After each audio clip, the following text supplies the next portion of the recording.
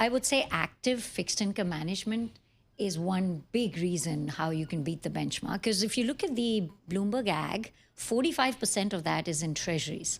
You know, fixed income makes a lot of sense. Does 45% of your fixed income portfolio need to be in treasuries? Or can you look at some corporate credit? Can you look at securitized credit? There are components of the fixed income market that are not in the ag. So we tend to look at those, think about credit risk. Where do we like it? We like it in securitized. So we pick up that yield and then we hedge. What if the economy goes into a slowdown or a recession? We hedge with, going long some front-end treasuries. Where is the vector right now on a full faith and credit yield? I think the confusion's immense. I'm finishing up Rogoff's book, my book of the summer, Our Dollar, Your Problem. Ken clearly has a long-term vector to a sustained or even higher yield. But others have a disinflationary vector in place. Is that where you are?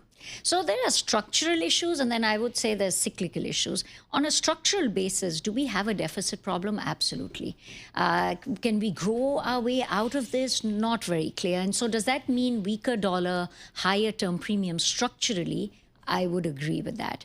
Cyclically, the economy right now is dealing with a fairly high effective tariff rate in this pause period, and then that number might be higher depending on what trade deals we get. So we're dealing with a trade war, companies having to rethink supply chains, plus uncertainty. And so what I'm concerned is in the near term, the economy can slow down. And even if I am long-term concerned about the deficit, if the economy slows down, the Fed's going to come in and start to cut rates aggressively. I think they'll be late to start, but then they'll be aggressive. So we don't like to short duration. We actually like being long duration, but we're careful about where to be long duration.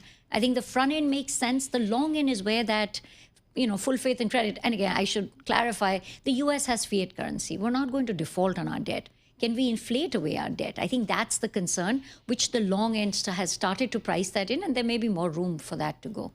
So on the credit side, you mentioned agencies. Where do you see the best opportunity there? Because I look at the mortgage market, I don't know, interest rates are high. I'm not sure what's going on in the mortgage market. So the agency residential mortgage market, those spreads have widened. I think a lot of that is because of interest rate vol. Supply is low. Exactly to your point, interest rates are high, mortgage rates are high, and housing affordability is an issue. So we're not seeing a lot of supply of those mortgage bonds, but there's a lot of interest rate vol. What we like is securitized credit. So securitizing cash flows, like whether auto loans it's auto, credit card, single family rental, multifamily rental, these are companies that will essentially securitize those cash flows. Like, you guys are huge. Can you get size? It's picking up because of housing affordability. Okay. There are companies who are buying up these homes and then renting them out. Okay. And they're positive cash flow. As long as the job market is okay, these are positive cash flow business models. So we like that. We own a lot of those assets. So I would say securitized credit and then investment grade corporate credit. I look at corporate balance sheets. Despite all of the uncertainty, balance sheets are rock solid. Earnings are strong. And so I think I might want to own some corporate credit over the US government. So I think that's why those spreads are tight. And we're seeing all-in yield buyers. If you can buy 6% yield, 7% yield, that's where that demand's coming from. Is the back and forth off your trading desk, off your new issue desk, and over into portfolio management, is it a normal entry into the summer, or is there a unique dynamic to the flows of credit in America?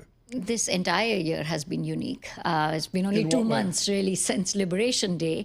I think every market, and fixed income is no exception, is grappling with trade uncertainty, fiscal uncertainty.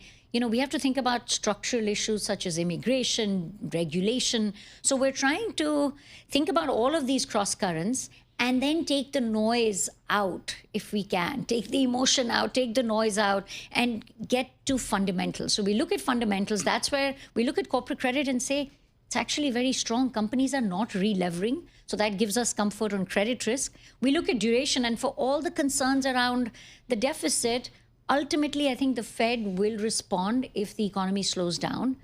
Bit late, and the later they start, the more aggressive they'll have to go. So we try and focus on the fundamentals, what we have faith in, and then we focus on sizing.